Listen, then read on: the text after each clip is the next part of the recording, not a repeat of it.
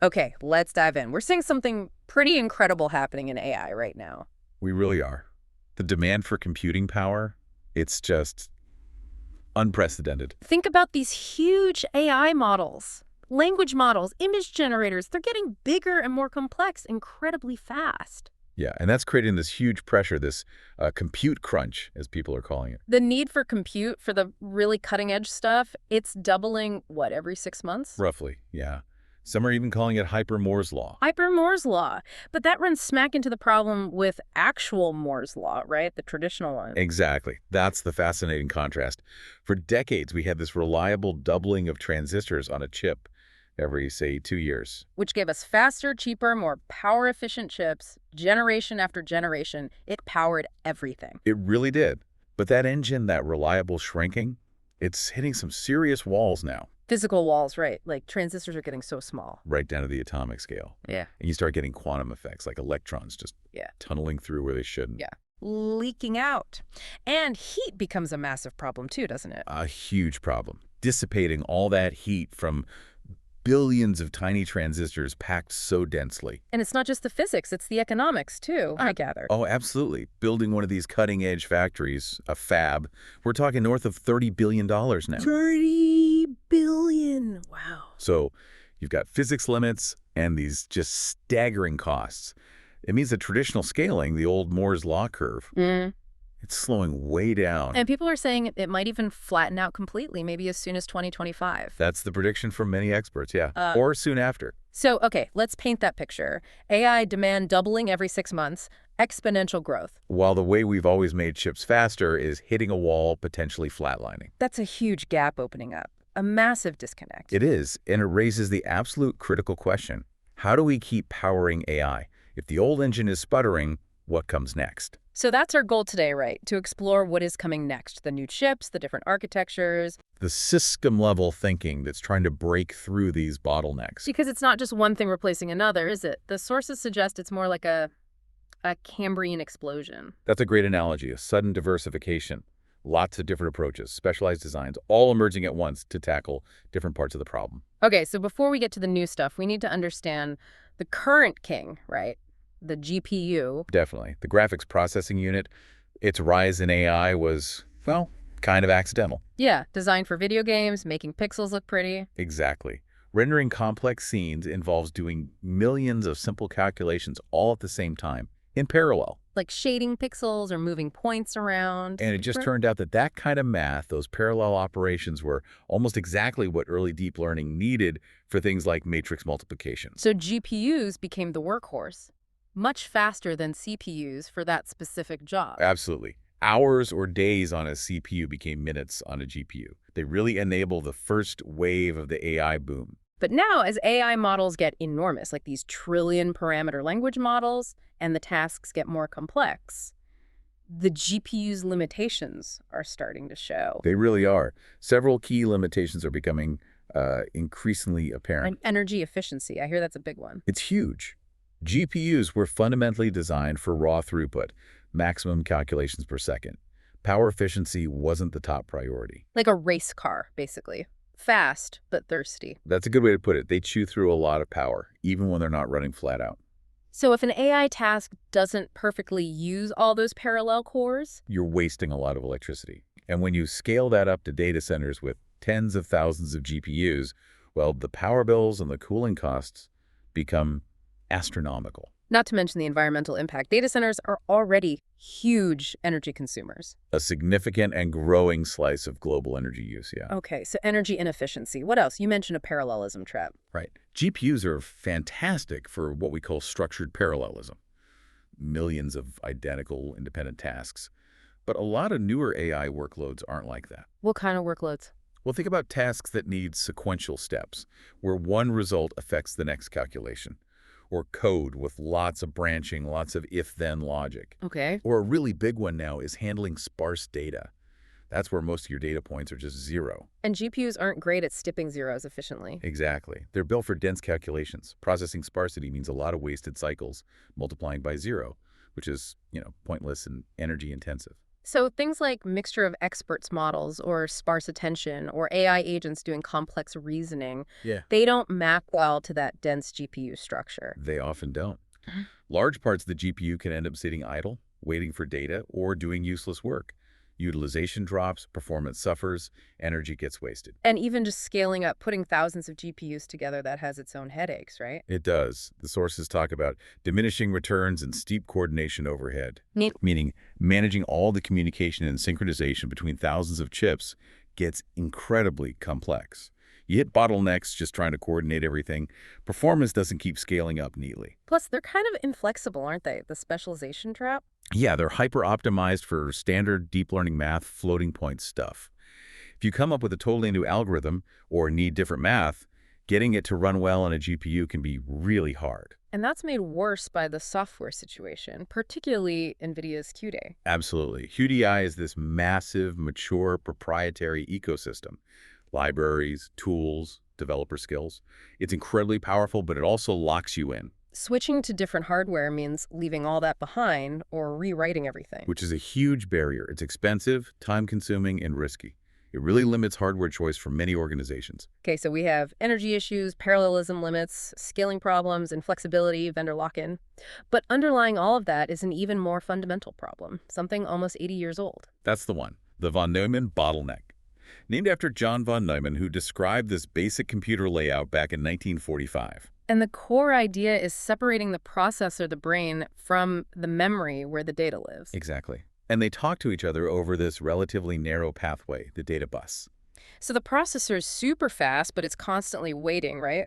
Waiting for data to arrive from memory over that slow bus. Picture that super fast assembly line worker again. But they keep having to stop and run to a faraway warehouse for parts. The processor spends most of its time idle, just waiting for data, starved. That's the bottleneck, that traffic jam between the processor and memory. And engineers have done amazing things with caches and faster memory to try and hide it. They have, but the gap between processor speed and memory speed has just kept widening. And these massive AI models with billions or trillions of parameters, they just blow this bottleneck wide open. Because the model itself, the weights, it's just too big to fit in that fast on-chip memory. Way too big. We're talking hundreds of gigabytes, even terabytes. So for every single calculation step, huge chunks of data have to be fetched from the slower main memory, dragged across the bus, used briefly, and maybe results sent back. Constant, relentless data shuffling. And that shuffling is where almost all the energy goes. This is maybe the most startling point. Go on. For these big neural networks, the actual math, the multiplications, surprisingly efficient. But moving the data back and forth, that can consume over 90% of the total electricity used. 90% just moving data around. Over 90% in many large-scale systems. It's why training a big model takes months and burns incredible amounts of energy. It's a direct result of hitting that von Neumann data transfer limit over and over again. So data movement, not computation, is the real energy killer. It's what's killed Moore's law for practical performance gains in AI. In many ways, yes. That's the fundamental crisis these new hardware solutions are trying to address. Okay, so the stage is set. Traditional silicon is slowing. GPUs have limits. Data movement is killing efficiency. We need new answers. And the big players are definitely trying to provide them. Let's look at NVIDIA first. Their strategy now seems much broader than just selling chips. Right, they're talking full stack, system-level solutions, creating this whole integrated ecosystem. And the Grace Blackwell superchip, the GB200, is a prime example of that. It's not just one chip, right? It's heterogeneous. Exactly. It combines their new Blackwell GPU, the powerhouse for parallel stuff, with their ARM-based Grace CPU. And the Grace CPU handles what? The serial tasks, managing memory. Both. It's good at sequential processing, and crucially, it can manage a very large pool of system memory, much larger than what fits directly on the GPU itself. Okay, so CPU and GPU working together, how do they connect? How do they avoid that data bottleneck between them? That's the key innovation. NVLink C2C, chip-to-chip. It's their proprietary interconnect. And it's fast. Incredibly fast, up to 900 gigabytes per second bandwidth between the Grace CPU and Blackwell GPU.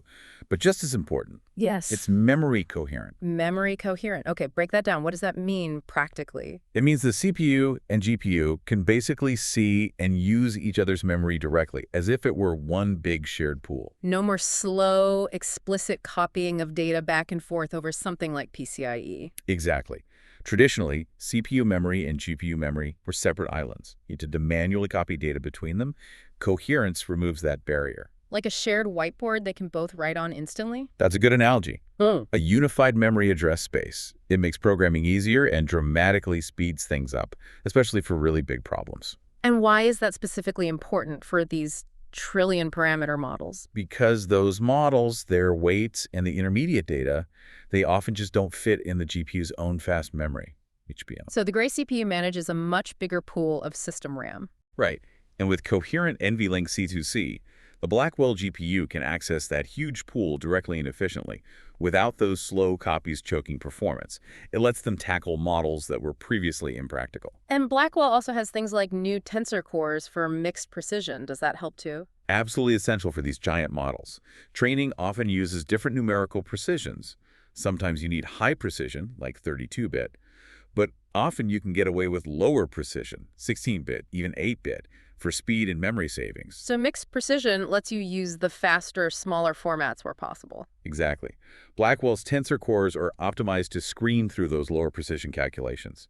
It makes training these monsters feasible in terms of time and energy. Okay, so NVIDIA's GB200 strategy.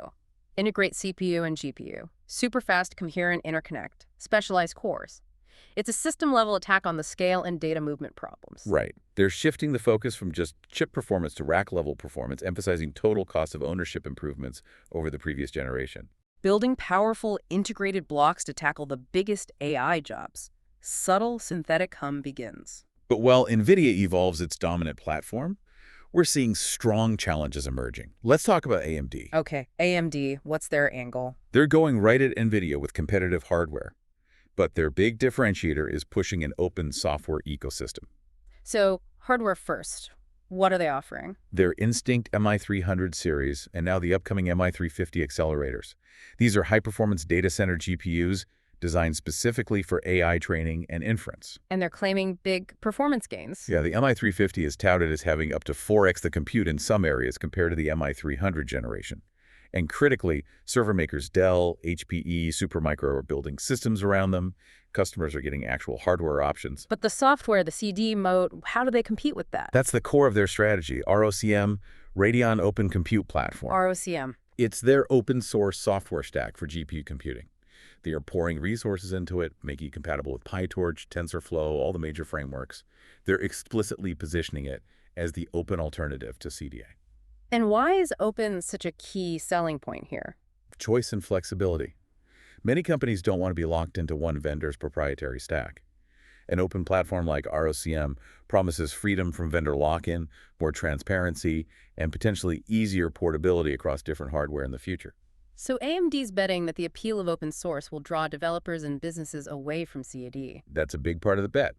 And they're pushing hard on collaboration, partnering with AI research groups, cloud providers. They've also made acquisitions, like Nod.ai, to beef up their compiler tech and overall software storage. Trying to build that ecosystem faster. Exactly. It's about providing a credible, end-to-end open alternative. So quick summary for AMD. Competitive hardware plus the strategic push for an open software platform. That nails it. Performance plus openness is their main thrust. 8-bar, upbeat Sting audio cue. Okay, moving on. Intel. They seem to be taking maybe a broader, more multifaceted approach. Yeah, Intel's leveraging its huge portfolio and its manufacturing muscle. They're positioning themselves as an end-to-end provider, also emphasizing open ecosystems, but maybe more focused on enterprise and rack-scale solutions. And for dedicated AI acceleration in the data center, they have Gaudi, right? Right. The Intel Gaudi 3 AI accelerator. Unlike a GPU, Gaudi is an ASIC application-specific integrated circuit. Meaning it's built just for one job. Pretty much. Designed from the silicon up specifically for deep learning training and inference. Intel's pitch here is often about price performance, offering a cost-effective alternative to GPUs for those core AI tasks. Interesting. But Intel's also making a big push outside the data center, isn't it? Edgeai. Definitely. They're integrating AI capabilities directly into their client chips, like the Core Ultra processors for laptops. The ones with NPUs, neural processing units. Exactly. That NPU is a dedicated little engine on the chip designed to run AI tasks, like background blur on video calls, noise cancellation, maybe some local AI assistant features, really efficiently right there on your device. So AI running locally, not always needing the cloud. And they have software for that too. Yep, OpenVINO. It's their open source toolkit designed to help developers optimize AI models to run efficiently across all sorts of Intel hardware, Gaudi, CPUs, integrated GPUs, those NPUs. Write once, deploy across different Intel silicon. And looking ahead, Intel's hinting at even more integrated solutions. Jaguar Shores. Yeah, Jaguar Shores sounds like their vision for future rack-level systems. And a key technology they keep mentioning is silicon photonics. Using light for interconnects. Right. Intel has unique manufacturing capabilities here, integrating optical pathways directly onto silicon. This could allow for much faster, more efficient communication between chips within a system or rack. It's interesting you mentioned manufacturing because earlier we touched on the huge costs and geopolitics around chip fabs. As a major manufacturer, Intel's ability to innovate in areas like photonics and control its production seems like a significant strategic factor for them, especially in this environment with things like the GPS Act trying to diversify manufacturing. That's a really important context, yes. Their manufacturing strength, including these advanced integration capabilities, is definitely part of their long-term play in this very competitive market. Okay, so Intel's approach. ASICs for cost-effective data center AI, NPUs for edge client AI, open software tools, and a future roadmap leaning on manufacturing strengths like photonics for system-level integration. A broad, pragmatic strategy hitting multiple segments. All right, let's shift from the giants to some of the focused startups doing really different things. Grok comes to mind. Grok. Yes, they are all about one thing, speed. Specifically ultra-fast AI inference. Inference, so running the already trained models to get answers, and their chip is the LPU, language processing unit. That's right. It's an ASIC, like Gaudi, but with a radically different internal architecture designed purely for low-latency inference, especially with language models. How is it so different inside? They talk about an assembly line. Yeah, that's their metaphor. It's a deterministic, software-controlled architecture. The absolute key is that all the memory needed for the computation is right there on the chip. All of it. So they basically eliminated the von Neumann bottleneck, at least internally. For the inference task they're running, yes. No slow trips out to external DRAM. The compiler figures out exactly how data needs to flow through the processing units in advance. So data movement is perfectly orchestrated, no waiting, no bottlenecks. Exactly. No waiting for external memory, no fighting for access to shared resources. It eliminates the main sources of delay and unpredictability you see in traditional chips. And that allows them to hit some pretty wild speeds. That's the claim. Yeah. They've shown demos running models like Llama 3 generating text at, what was it, over 300, maybe even 500 tokens per second? Which is way faster than typical inference speeds for models that size. Why is that latency, getting the answer back super fast, so critical for inference? Because that's what makes AI feel interactive and responsive. Think about AI assistants, chatbots, real-time translation, coding copilots. If there's a noticeable delay, the experience breaks down. Grok is optimizing purely for that instant, predictable response. So, Grok, hyper-specialized ASIC, unique deterministic architecture, all memory on chip, laser focus on achieving the lowest possible inference latency. A perfect example of specializing to win on a specific metric, in this case, raw inference speed. Subtle synthetic hum begins. Okay, going even further beyond traditional electronics, some companies are betting on light photonic computing. Right. Using photons, particles of light instead of electrons, for parts of the compute process, and especially for moving data around. And the big advantage of light is? Speed, bandwidth, and potentially much lower energy for data transport. Light signals face less resistance and interference than electrical signals and wires, especially over distances inside a system. Less energy to move data? That sounds familiar. Tackling that data movement problem again? Exactly. Since data movement is often the biggest energy hog, using light could offer huge efficiency gains. How do they pack so much data onto light beams within a chip or system? One key technique is wavelength division multiplexing, WDM. Think of it like using different colors of light within the same tiny optical path or waveguide on the chip. Each color carries a separate data stream. So you can send multiple signals at once down the same path, boosting capacity. Dramatically increasing bandwidth, yes. It's similar to how fiber optics work for the internet. And who's working on this? Light matter. Light matter is a major player. They're doing work on photonic processors themselves, but a big focus is on their photonic interconnects, their product called Passage, for instance. What does Passage do? Think of it as a super high bandwidth photonic backplane. You can plug different chips, GPUs, CPUs, other accelerators onto this Passage fabric, and they communicate with each other using light signals, bypassing slower electrical connections on a traditional circuit board. So connecting chips together with light speed, and then there's celestial AI. Celestial AI is another key player focused specifically on using their photonic fabric technology to, as they put it, shatter the memory wall. The memory wall. Back to the von Neumann bottleneck again. How does their fabric tackle that? Their big idea is enabling memory disaggregation. Disaggregation, meaning separating memory from the processors. Exactly. With their photonic fabric, compute units aren't tied just to their own local memory. They can access massive shared pools of memory located elsewhere in the rack, potentially even across racks. But access it as if it were local.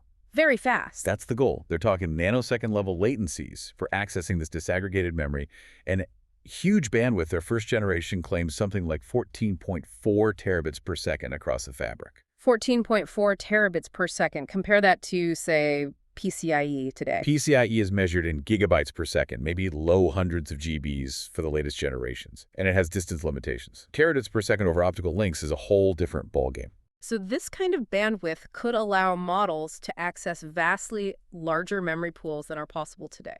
That's the promise, enabling AI models of unprecedented size and complexity by removing the memory capacity and bandwidth bottlenecks imposed by electrical interconnects. Okay, so photonic computing from players like light matter and celestial AI aims to solve the data movement crisis using light, enabling crazy high bandwidth and new architectures like shared disaggregated memory. It's a fundamental shift, trying to leapfrog the limits of electrons for data communication within AI systems. 8-bar upbeat sting audio cue. 0.5 silence. Wow, okay. We've gone from silicon limits to GPUs, challengers, specialists, and now even computing with light. Yeah. So let's try to distill this. What are the key takeaways for someone trying to navigate this, maybe build or deploy AI systems? 0.5 silence. Takeaway number one, I think, is pretty clear. The future is heterogeneous. Forget the idea of one chip architecture ruling them all. Right. AI isn't one single workload. Training massive models is different from tiny edge inference, which is different from real-time chat. Exactly. So no single chip is best for everything.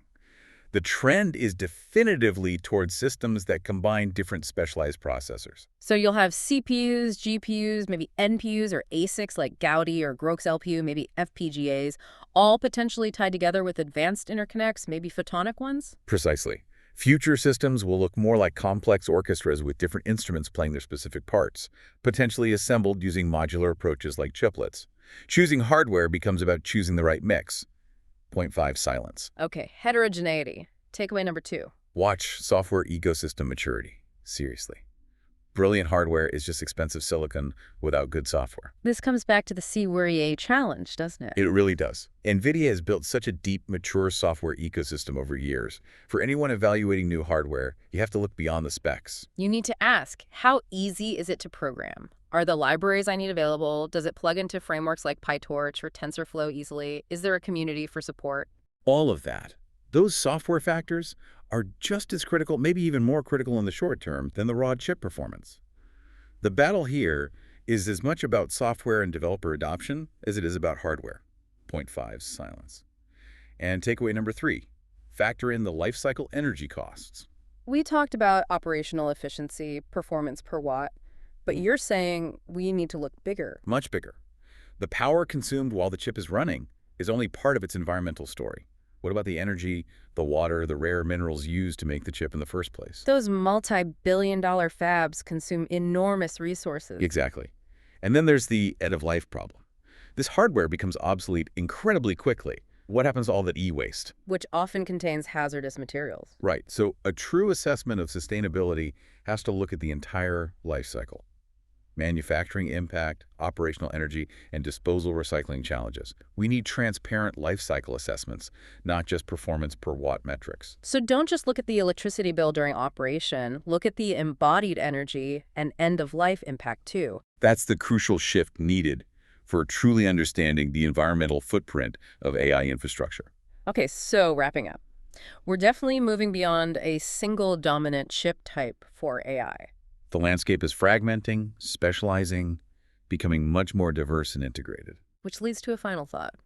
As we see these complex systems emerging with specialized processors, maybe photonics, maybe assembled like, well, the question is, how will thinking about AI hardware like assembling chiplets as Lego bricks actually shape what AI can do over the next decade. That ability to customize and combine specialized building blocks. Yeah. Yeah, it could unlock entirely new AI capabilities and applications we haven't even conceived of yet. It's going to be fascinating to watch. Definitely something to ponder as this hardware revolution continues.